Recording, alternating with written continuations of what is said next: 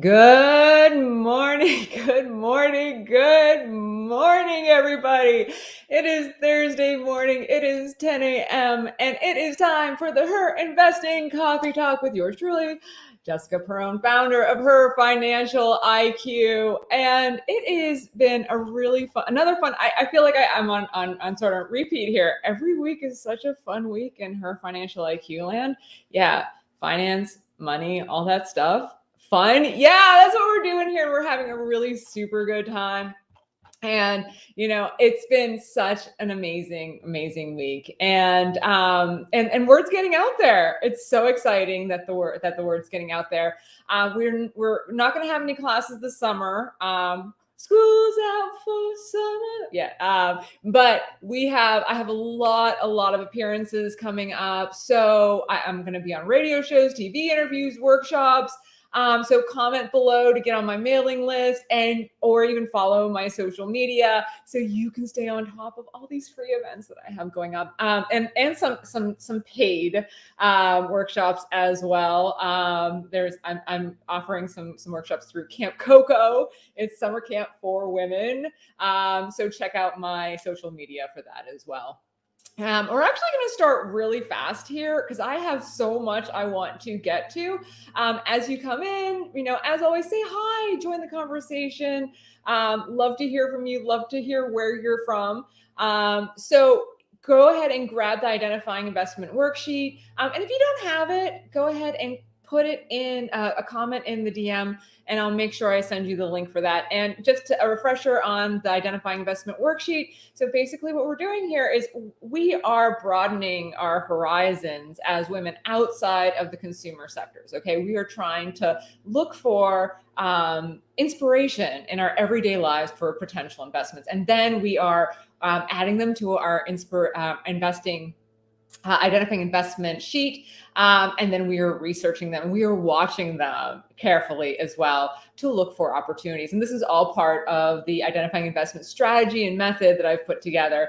And I teach in my classes as well. So I am working on self-directed classes. Keep an eye out for that this summer. And also for those worksheets. Anyhow, so let's get started.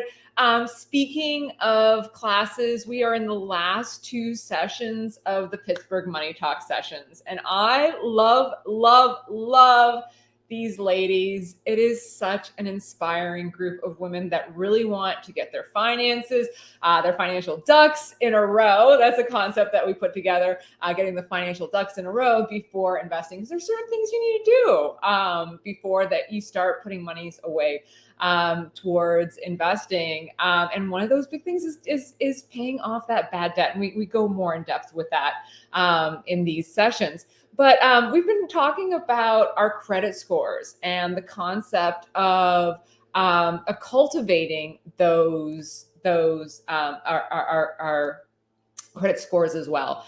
And so we started last week with that. And this week we continued that conversation with protecting yourself financially and saying no to the ones you love. Now, this is especially hard for women, right? Saying no to the ones we love is especially hard for women because we're caregivers, right? We want to naturally help everyone. And I'm not talking about just like loaning a couple bucks here and there. What I'm talking about is co-signing for other people's loans. Okay. So that is, and when you are this is definitely something that women should think about. Okay.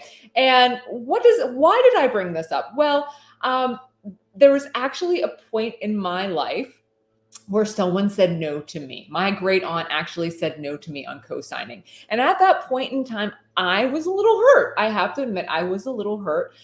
She didn't give me reasons as to why. And I think that if she would have educated me on the reasons why, which I'm going to actually tell you guys about what the hard basic facts are behind it. But basically, my parents couldn't co-sign my loans because their credit scores were so bad, my student loans. And so I was looking for someone that could co-sign my student loans for me so I could go to college, right? And my great aunt actually said no to co-signing those student loans. And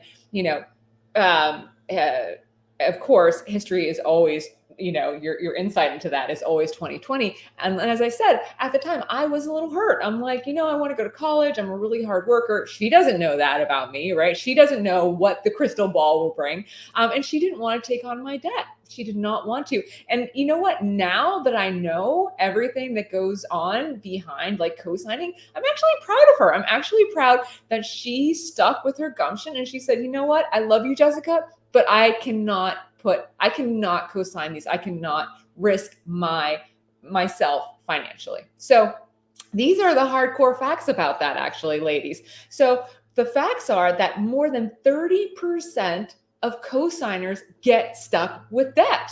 Yeah. Once you co-sign a loan, whether it be a car loan, a mortgage, or student loans, yeah, you potentially could get stuck with that debt if the person that you're co-signing for, doesn't meet payments on time, right? Can't pay back. Yeah. And get this.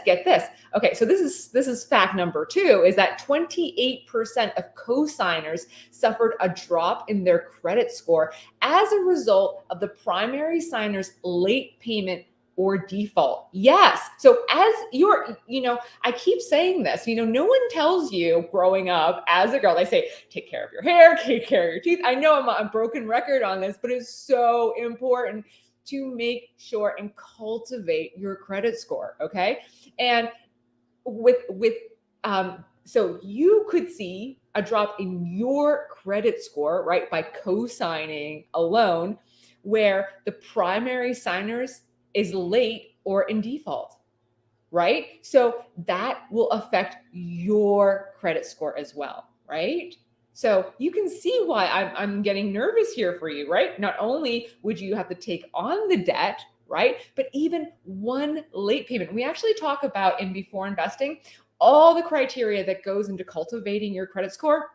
And one of the biggest aspects of it is just being on time with payments. And just one late payment can actually really hurt your credit score. So can you imagine depending on someone else to be on time with their payments and those payments affecting your credit score as well? Yeah, to me, that doesn't sound like a good deal. I don't.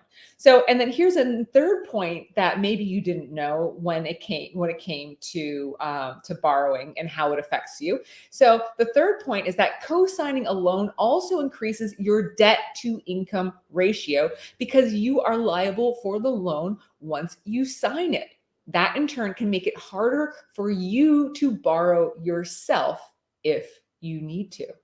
Okay, so now you're like, but it's so hard to say no, and my son or my cousin or my nephew or my niece, they all, they're such good kids, I really want to help them. That is just part of being a woman. That is just part of our nature to want to care for people, right? But here are some ideas of how to sort of steer the conversation so you can show caring without putting yourself at risk. Okay, so here are 3 suggestions. Okay, number 1 is talk it through. Do they really need the purchase? Okay, that's the number 1 thing. Okay, the second one is maybe help them improve their credit score so they don't need a cosigner. Maybe you sit down with them and you go through, all the steps that they can start taking to improve their credit score. Okay, so that potentially they won't need to have a cosigner. Now, what's also interesting about this type of strategy is that if you show your love, right, and caring, you can say, look, I don't feel comfortable co-signing, and these are the reasons why. Educate them, explain to them why. Okay. But also, I'd love to help you. You're showing your love and caring. I'd love to help you get your ducks in a row so that you can take care of yourself. Okay. Now, again, that's sort of that concept of feed a man, right? Teach a man to fish and feed him for a lifetime, right? Give him a fish, feed him for the day, teach him the fish, and he'll eat for a lifetime, right? It's kind of like that concept, right? You're teaching them how to cultivate credit score. But not only that, on a psychological basis, if that person is not interested in bettering themselves or bettering their credit score, you know what they'll do? They'll probably be like, oh, this is too hard. And they'll probably walk away, right? And you know that you tried to help. You know you tried to do something positive, right? And you were going to give them the skills to help themselves. But they made the choice. They can make the choice in turn on whether or not to help themselves. So that's another aspect that I find is super helpful when approached by this type of situation. Now, the third aspect that you could do is encourage them to add additional income in the form of a side gig or part-time work. Now, we'll be talking a lot about jobs out there, and there are certain aspects that are, are holding their hiring or are starting to lay off. And that's kind of like the tech area. And we're going to talk more about this later. But the services industry, those are dying for labor right now. They can't hire enough people. Okay. That's where a lot of the consumer demand is going to. And that's also where you can find part-time work at, various hours that can conform to a schedule. So those are three ways you could do it. You can show caring, you can help, but you can do so without putting yourself in financial risk. And this is hard to do. This is really, really hard to do for women. But let me tell you, your credit score is your passport to your financial world. And you should protect it. As a woman, you should protect it. Like you should you should protect it like nobody's business, right? So with that said, right, these are your aspects. Talk it through. Do they need the purchase? Help them improve their credit score, right? Teach them how to fish so that they can feed themselves, and then encourage them to add additional income in the form of side gigs. How about that, right? So so this was something that we were talking about this week, and I thought that, there's a lot of women out there. There's a lot of women out there that get tripped up and, excuse my French, get screwed, frankly, because they are so caring. And so take the example from my great aunt who denied me co-signing my student loans. At the time, it hurt. It was tough love. But you know what? I persevered. I got there. And guess what? Now I admire her and I look up to her as a strong woman who gave tough love. But you know what? It worked and it was smart. So be smart and be financially safe and give that tough love. Okay, so moving on here. As you know, today's broadcast was supposed to be in Nashville. Yeah, I'm so sad. And as you can tell, I am in my home office here, and I'm so sad. I was so looking forward to going to Nashville, and the trip has just been postponed. It's just been postponed. And the reason is because my friend came down with COVID. I know, and it really, really knocked them out. Let me tell you, that totally knocked them out. And I'm seeing that. I don't know if you guys are seeing that, but I'm seeing that amongst a lot of my friends and a lot of people in the community. They're saying, you know what, they're not going to the hospital, but they are getting knocked out pretty good from these new strains of COVID. So what I was listening to on the radio this week, and is that people are talking about the concept of a post-Memorial Day surge. Right. So why are we looking for that? Well, year over year, the COVID cases are actually elevated. Okay. This time last year, it is elevated. And not only that, but we have people out for picnics. We have people out for parties, barbecue, water parks, concerts and whatnot. And people are refraining from wearing masks. Yes, you see every once in a while, you see people with masks on, but for the most part, we're seeing people with no masks on.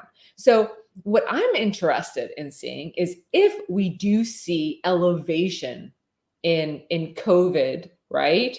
Post Memorial Day, well, maybe we will go back to more mask mandates. And with having more mask mandates, well, that might be good for some mask companies as well. So, and 3 of the biggest US suppliers of N95 respirator masks are Honeywell International, that's HON, 3M, that is MMM, and then Kimberly Clark, that is KMB. Yeah. So as you know, yes, exactly, son, Katrina. No one is wearing masks right now. However, if we see surges post Memorial Day, right? We may see these masks coming back, these mask mandates coming back, and therefore more people buying masks again. So I'm just curious to see how this all, and this is what I'm watching, and this is how my mind sort of works. I see the COVID in my immediate circle going up. I start hearing these headlines, and I immediately start thinking, ooh, one step ahead. So if this happens and then this happens, then maybe potentially this could happen as well. Okay, so as you know, so I've been talking about looking at everything in my everyday life, and we were talking about my trip, how it was canceled, and we were talking about my experience with my aunt. But you guys also know that I love looking for inspiration on my walks, right? I really do. And whether it is looking at recycling boxes to see where people are, I'm so bad on recycling day, to see where people are buying things from, or counting for sale signs, or seeing the arrival of new dumpsters for construction projects. I'm constantly looking to my environment to see where I feel there's going to be changes in foreshadowing and tea leaves of what's going to go on with the economy in different sectors. So my newest realization, or my newest item that I saw was, okay, get this. So the other morning I was walking my dog Lucy, and we know that I love my walks with Lucy in the morning. And guess what I saw? I saw this dad either commuting to work or commuting to the train station. I'm not sure. I didn't see where his end destination was, on a little motorcycle. And I was like, that's so cool. I was like, that's such a great idea. And then on the same morning, no joke, on the same morning, so I'm dropping off my kids for school, and then I see a dad on an electric scooter scooting his daughter to school on the scooter. And what I was thinking, see, Carissa, trends, right? We're talking trends. Absolutely. Absolutely. Thank you so much for joining, Carissa. It's so good to see you. And Katrina, it's so good to see you too. So exactly. So I was thinking, so this, of course, made me start thinking, right? Going down that rabbit hole, seeing this. And I was like, okay. So we have super duper high gas prices, right? And like, I know that my daughter's electric scooter is in the garage. It's plugged in. It's not like an EV car, right? Doesn't take a huge amount of electricity to power it. And gas prices are so high, maybe what I would do is I would say, okay, my kids can hop on those scooters and get their butts to wherever they're going themselves. Don't have to pay for gas, don't have to pay for parking spot, and I don't have to leave the house. No, I'm joking. I love leaving the house. I love seeing all the other parents, but they can be a little bit more independent as well. So I started thinking about this, and I'm like, okay, so gas is super expensive, weather is getting nicer.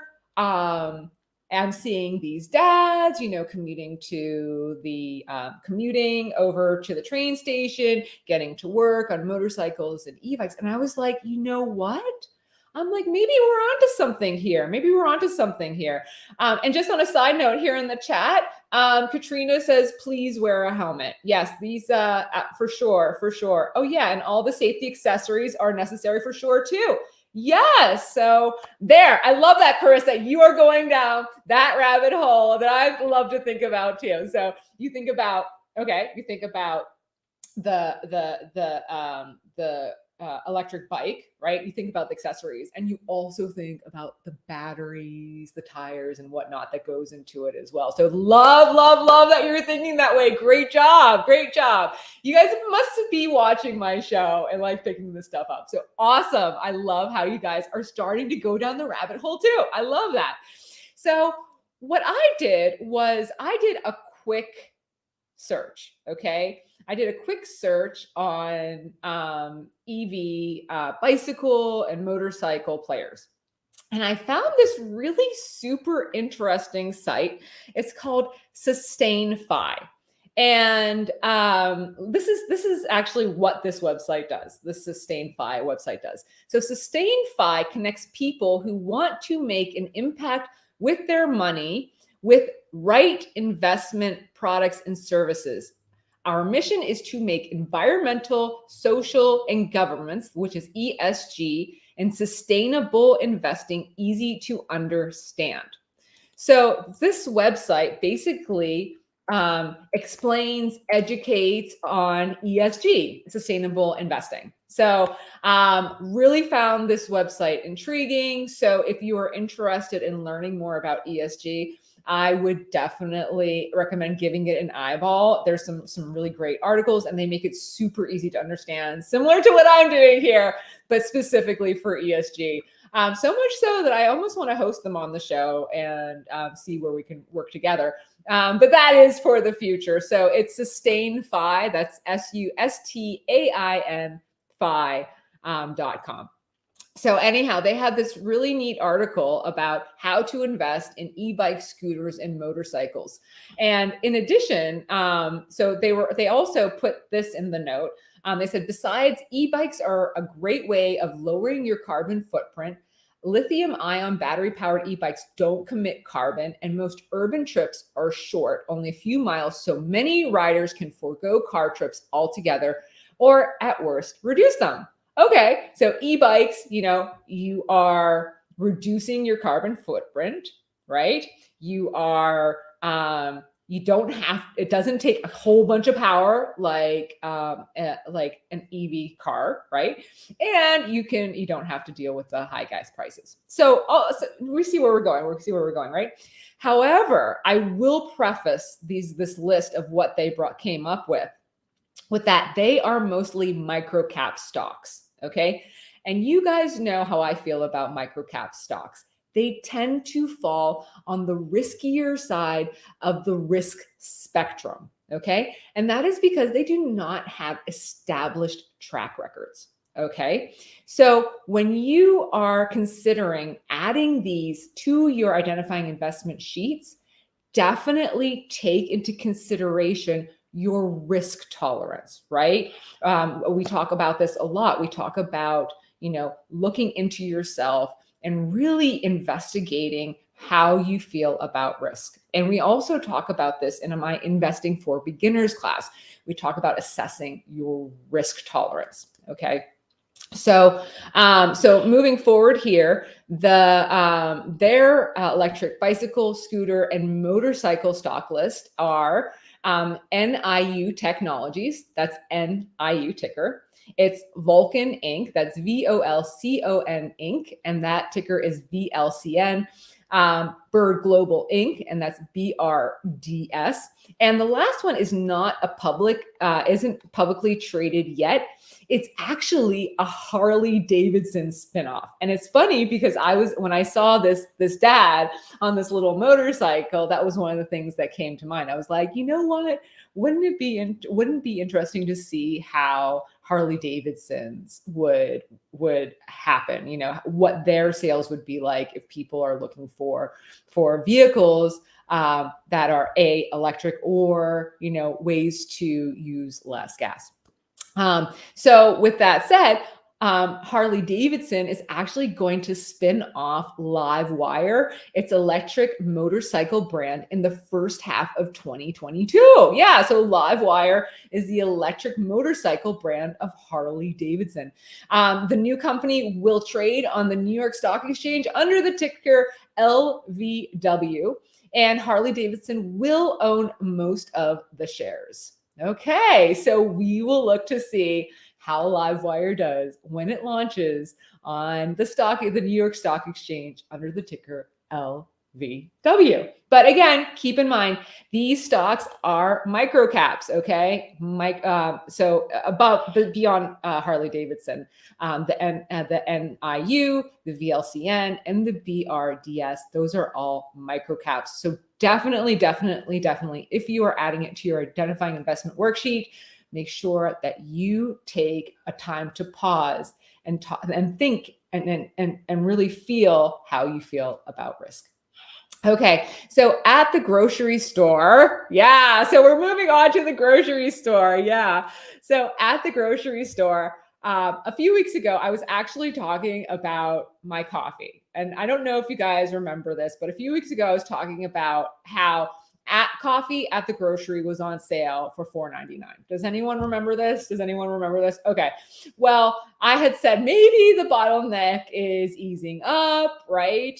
And honestly, every time I go to the grocery store, there are a few items that I always check what the price is. It's those products that are like $5 or more, right?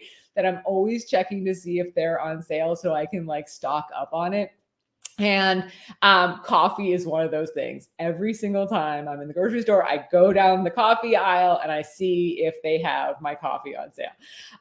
And thank goodness I grabbed 5 bags when it was at $4.99, because I was at the grocery store this week and one bag was $10.99 a bag.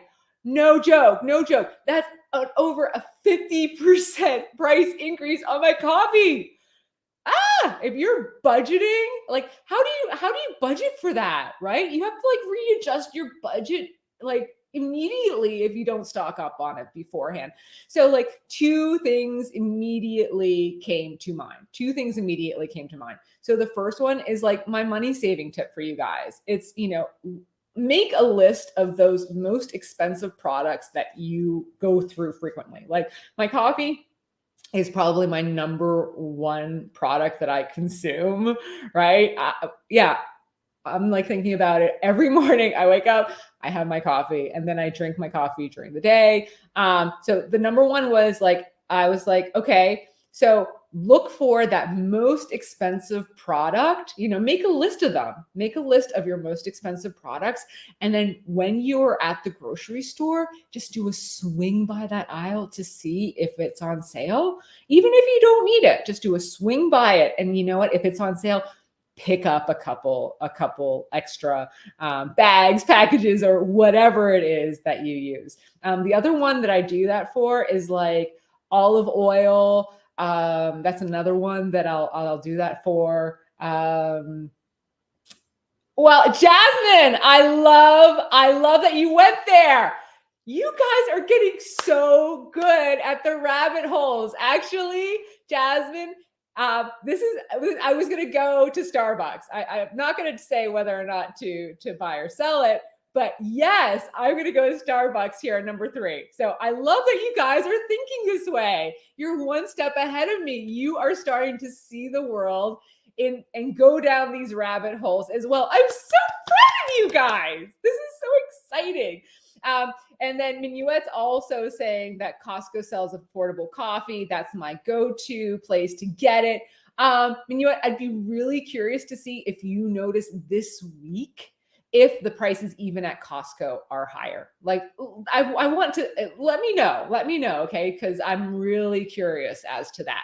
So number 2 is that, the way that we treat these products, right, that are expensive, and you're kind of going down the aisle and waiting for it to be down cheaper so you can pick up more bags, right, like of the coffee like I do. Well, that's really similar to how I look at my watch list, right? So my watch list started off as my investigating investment worksheet, and now it's become my watch list, okay? So in my watch list, I am looking at it every day. I'm checking my stocks, I'm checking my news, and I'm looking for opportunities to get involved in a stock where I see it at a discounted price. So very similar to my grocery store strategy, right? Where I'm going down the aisle every time I'm at the grocery store and just looking to see what's on sale.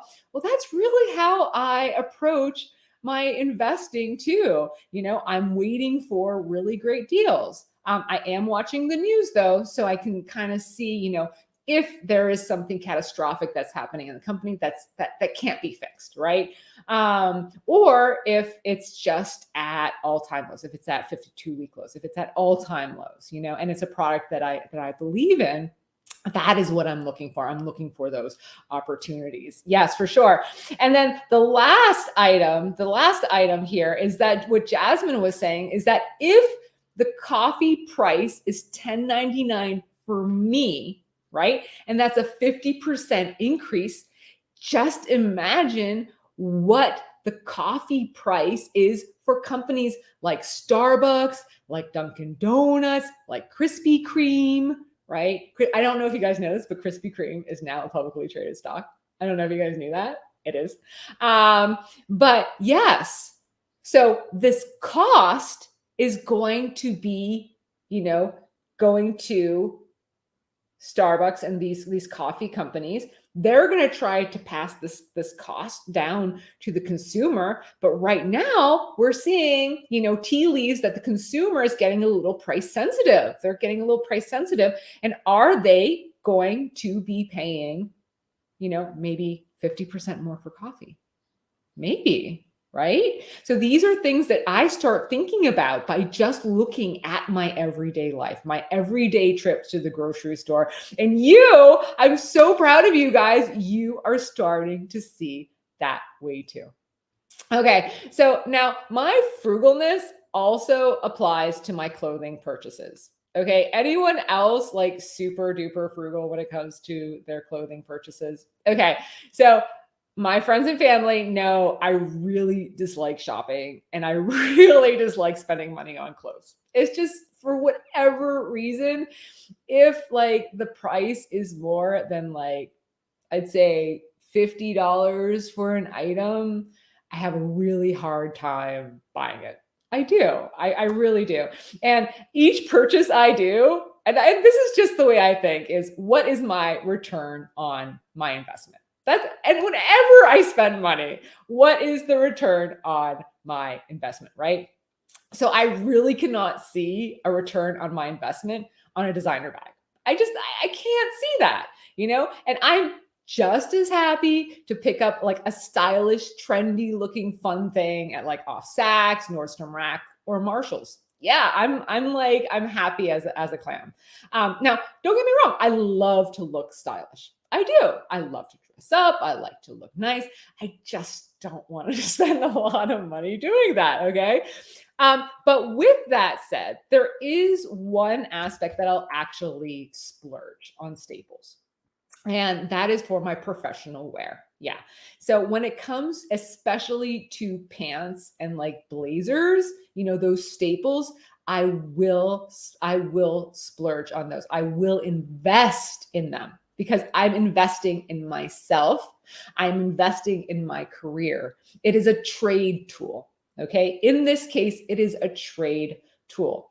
And I don't have to spend a lot of money because I am buying staples. I'm investing in staples for myself.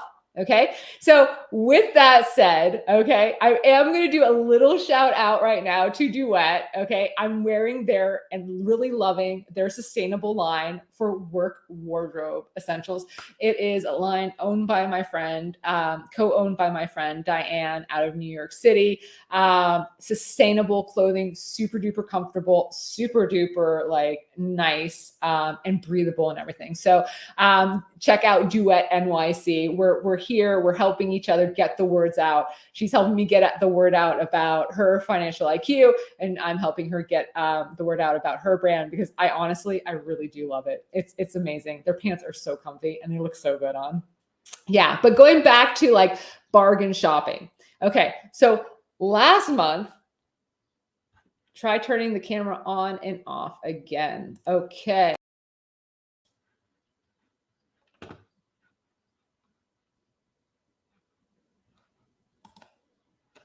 There we go. I'm back. Oh no. How far? How long has it been gone? I'm so sorry. How long has it been gone? How long has it been gone? Okay, but going back to what I've been talking about. I can't believe I've been talking for 35 minutes already. These broadcasts just keep getting longer and longer because there's just so much I want to talk about. But okay. So, anyhow, yay, you can see me now. Oh, good. I'm so glad it's only been a couple of minutes. That makes me happy. Okay, so going forward, so I use Amazon and I use it periodically. But what I noticed in my Amazon app is that they started showing me these really cute little tops. And I was like, oh, interesting. And they're like all under 20 bucks. And I was like, okay, why not? I'll try it out because their return policy is so easy. It is so easy to return things. So I think I started by getting like one tank top. It was like 16 bucks and I put it on and I'm like, wow, this really fits really nice. Okay. And then I wore it out. I got so many compliments on it. It was like a cami with a little bit of lace on. I got so many compliments on it. And I was like, oh, this is cool. This is really cool. And so then they started pushing me all these other clothes items. And I'm like, oh, that's cute, not expensive. Oh, that's cute, not expensive. Oh, that's cute, not expensive. So I was like, you know what? I do kind of want to like spruce up my spring and summer clothes here. So I ended up like buying a handful of them, really super inexpensive, was super happy with a few of them. I did return a bunch of them as well. I have to preface with that with it. There were a couple things that were inexpensive, but for a reason. They were really like cheap quality wise. And then I was like, okay, my daughters need shorts, right, for summer. So I actually went through and I ordered some shorts for my daughters. Really inexpensive. Again, you know how expensive like the mall stores are for jean shorts, right? Ridiculous, like 50 bucks or whatnot. So I went to Amazon. I looked. I did a search, and I got them. And my daughter loved them. My daughter loved them. Like score. I love it when that happens, right? So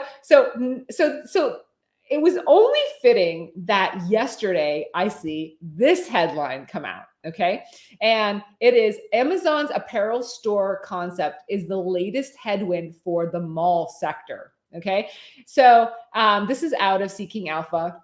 And they wrote, Amazon's new 30,000 square foot store at a mall in Glendale, California is attracting attention as something different from the retail giant. The first style store offers 40 fitting rooms equipped with touchscreens to help shoppers with their apparel decisions. Amazon designed the store with tech features, including machine learning algorithms designed to generate real-time recommendation for each customer as they shop. And these real-time recommendations is what I've been getting, and they've been luring me in as well. So like, I'm totally seeing how this is all starting to fit together. Okay, so they go on to say Amazon has not made a decision yet if the concept store will be rolled out to other locations. Okay, so Seeking Alpha actually made a list of competitors. Okay, so this Amazon concept store could be a headwind for mall stocks. Okay, and the mall stocks that they are talking about here are Gap, which is GPS, American Eagle Outfitters, AEO, Urban Outfitters, that's URBN, Torrid, that's CURV, Victoria's Secrets, VSCO, Abercrombie and Fitch, ANF, and Guess, GES. I'm also adding TJX, which is TJ Maxx, the parent company of TJ Maxx and Marshalls, because I'm actually not going to any of these stores now.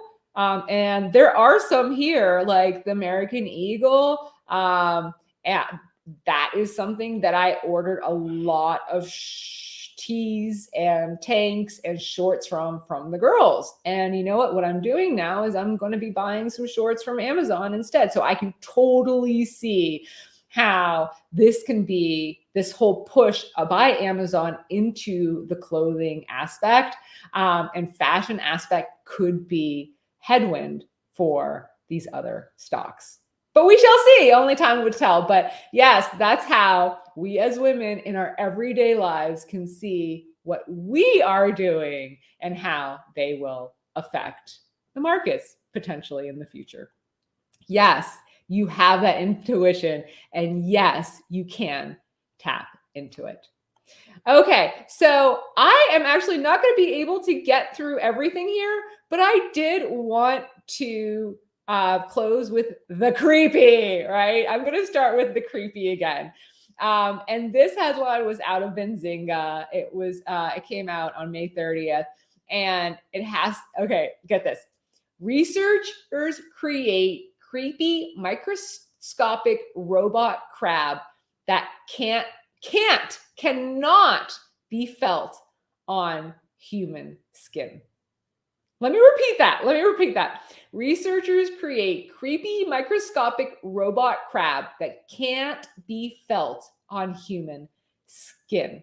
Okay, so basically, researchers at the Illinois-based Northwestern University have created a tiny bot crab, which they claim is the smallest ever remote-controlled walking robot. Okay, and this robot is smaller than a flea and can carry a wide range of bodily motions, such as walking, bending, twisting, turning, and jumping. Okay, and so what they're saying about this is, okay, you might imagine micro robots as agents to repair or assemble small structures or machines in industry, or as surgical assistants to clear clogged arteries, to stop internal bleeding, or eliminate cancerous tumors, all in minimally invasive procedures.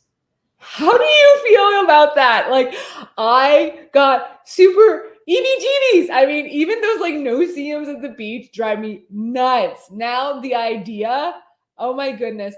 Okay, like I could just see that super spy sleuth, like these little crabs like going underneath the hotel room, and yeah, like a 007. Like, oh, I could totally see it. I'm so scared. I am. But that is how my brain works, right? That is the rabbit hole that I went down when I saw this. But again, yes, I do see how it could help us in medicine, for sure. Okay, so in closing here, I like to leave with some positivity. Yes, I creeped you out, but now I'd like to leave you with some positivity. And my quote of the day is by Carol Burnett, the queen of comedy. And her quote is, "When you have a dream, you've got to grab it and never let it go." Again, when you have a dream, yes, when you have a dream, ladies, you've got to grab it and never let it go. I have a dream here at HerFinIQ to empower women and teens through money, investing, and financial education by offering a non-judgmental and safe environment where questions are welcome and learning is fun. I am so amazed at the community we are building here of women who are committed to financial health and wealth growth and knowledge. And I'm so proud of all of you. I'm so proud every day. I get goosebumps. I'm so proud of all of you. And you may be overwhelmed about getting your ducks in a row, your financial ducks. You might be overwhelmed. You might have a lot of debt. And that's scary. It is. It's really scary. And it can be overwhelming. But it is baby steps. And I know that you can do it. And should you wish to take your investing journey outside of the coffee talks and fortify your financial freedom, please come see me in my panels, workshops, and courses in the fall. Of course, a course is a course, of course, in the fall. I'm Jessica Perrone, founder of HerFinIQ. You've been watching the Her Investing Coffee Talk. May the markets be in your favor. Have a great day. Have a great weekend. I'll see you next week at 10 o'clock. Bye now. Bye-bye.